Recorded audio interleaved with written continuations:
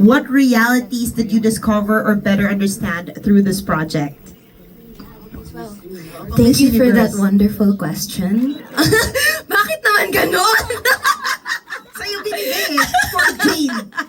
Hindi, ano ba? Realities, yun naman talaga yun eh. Unang-una nakilala, na-meet namin sila, nakasama namin sila, nakita namin yung daily life nila doon, ano ba yung mga routine nila, paano ba sila nagsusurvive, anong mga ginagawa nila to pass the time, or how do they prepare for work. So, yun yung reality ng everyday life nila, yun ang na-discover ko doon.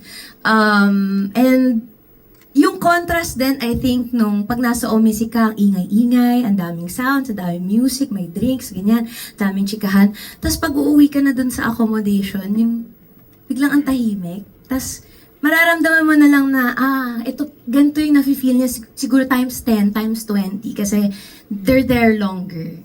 And they're doing it for a lot of reasons, their families na nasa Pilipinas pa, or for themselves, yung mga gusto nilang ma-achieve in life. So, nakaka-proud,